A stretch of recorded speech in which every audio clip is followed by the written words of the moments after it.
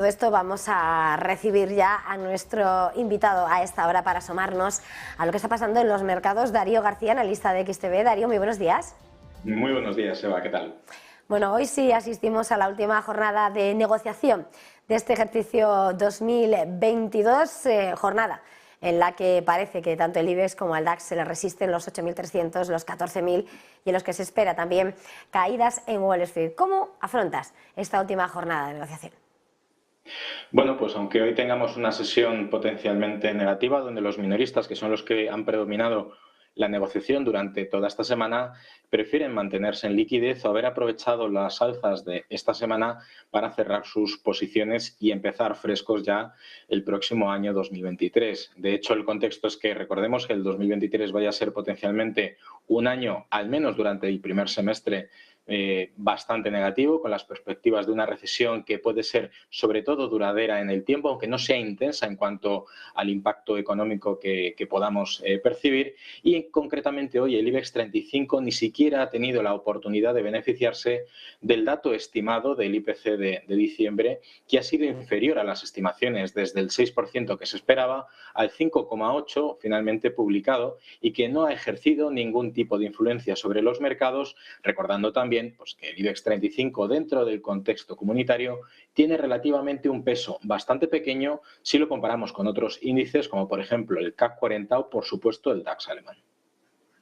En ese contexto y señalando ese diagnóstico ahora mismo de quiénes están siendo, quiénes están moviendo el mercado, quería preguntarte, mirando a sectores protagonistas, mirando a ese sector turístico, a ese sector aéreo, de aerolíneas, que está viéndose golpeado y respondiendo a las tensiones también, pese al movimiento general de caídas, mirando otra vez en el foco de la atención por ese temor a las restricciones del COVID, cómo se van pidiendo nuevos pruebas, se va imponiendo. España ha sido el último en introducir también hoy ese anuncio sin fecha. ¿Cómo hay que situarse de cara a ese sector turístico de cara a este arranque de año? Pues sobre todo hay que tener en cuenta que la influencia de la política agresiva de los bancos centrales para luchar contra la inflación lo que busca es destruir una parte de la demanda, y recordemos que el sector de la aviación, el sector de los hoteles, el sector turístico en general es un sector que no es de primera necesidad, y por lo tanto las estimaciones que debemos tener sobre este sector inicialmente son negativas, porque la perspectiva de que la pérdida de poder adquisitivo, la reducción de la renta disponible precisamente por el encarecimiento del dinero y las expectativas que incluso haya tasas de desempleo más elevadas y por lo tanto veamos un empobrecimiento de la economía con carácter general, sitúa al sector turístico precisamente entre uno de los principales afectados por esta circunstancia. Y a pesar de que hayamos visto una recuperación muy fuerte durante este último trimestre, las correcciones que se han venido desarrollando durante el mes de diciembre continuarán como mínimo durante el primer trimestre del año que viene, donde lo importante será observar las propias estimaciones y predicciones económicas que tienen las propias compañías sobre su sector, tanto en ingresos como en beneficios. Más allá de este sector, mirando a 2023, quería preguntarte cuál crees que puede ser el sector que dé la sorpresa o cuál apunta que va a ser, dónde hay que mirar para buscar el buen comportamiento y esa luz para este arranque de año. Pues es muy difícil hacer esa estimación porque teniendo en cuenta que todavía no estamos viendo el impacto de las medidas monetarias en la economía real, tal y como esperan precisamente los bancos centrales, debemos considerar que concretamente en la renta variable todavía no hemos encontrado potencialmente el suelo, a pesar de que ya hemos visto alzas, por ejemplo, en sectores muy sensibles positivamente a las alzas de los tipos de interés, como es el sector financiero y la banca, pero que tiene como contrapunto, recordemos, un incremento en las tasas de morosidad y de impago por los productos financieros contratados a tipos variables y que puedan ver perjudicado, lógicamente, su negocio. Aparte de eso, hay que recordar que también, ante la expectativa de mayores tipos de interés y objetivos terminales, tanto por parte del Banco Central Europeo como por parte de la Reserva Federal, los bonos también sufrirán a más corto plazo una corrección lo suficientemente intensa para equiparar sus rentabilidades a los objetivos de tipos de interés, y concretamente es precisamente la renta fija en aquellos bonos de referencia en Europa, que es el Bund alemán,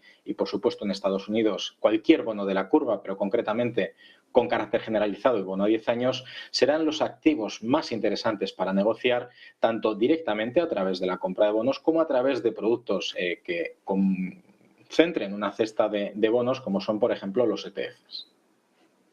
En este contexto, dado además la dificultad y a la espera, como estaba señalando, de ver cómo van implantándose y cómo se va avanzando en estos primeros compases del año, sí querría preguntarte como último punto de este análisis de esta mañana el comportamiento que estamos viendo en el mercado del petróleo, donde se están retrocediendo los precios del oro negro al tiempo que también el oro amarillo cede. Mercado de materias primas, ¿cómo lo ves? Pues por un lado estamos viendo que la compresión en el tipo de cambio euro-dólar, es decir, estamos viendo una apreciación relativa del dólar estadounidense, perjudica directamente a la cotización del oro, que intentará mantener a cierre de la sesión de hoy los $1.800 por onza, que es una cifra históricamente psicológica en la cotización de este metal precioso. En el contexto del petróleo hay que tener en cuenta que si bien compramos inicialmente la reapertura de las medidas en China el próximo 8 de enero, las consecuencias de esa reapertura podrían suponer un incremento de los casos de coronavirus y potencialmente una caída del consumo y de la demanda de petróleo del país asiático, que recordemos que tiene una cuota prácticamente de consumo a nivel global del 20 al 25% de todo el petróleo que se produce. Pero si además, extrapolando esto al contexto general, donde se estima precisamente, como hemos apuntado al principio, a una caída de la demanda, el petróleo, aun con una reducción de la producción por parte de los países productores y miembros o no adscritos a las políticas de la OPEP, lo que el mercado está comprando o está vendiendo, concretamente en el mercado del crudo, es que va a haber una caída bastante importante en la demanda y por lo tanto eso originará, como estamos viendo ya, al menos en estas últimas 48 horas, una caída en el precio del barril. Pues muchísimas gracias por este tiempo de análisis hoy, este viernes 30 de diciembre y todas esas veces de 2022 y especialmente esta semana navideña. Darío García, analista de XTB, ha sido un verdadero placer. Feliz año nuevo y hasta 2023. Igualmente, tanto a vosotros, a todo el equipo de negocios, como por supuesto a todos los espectadores que nos estén viendo. Felices fiestas y feliz año nuevo. Pues nos despedimos, ya está.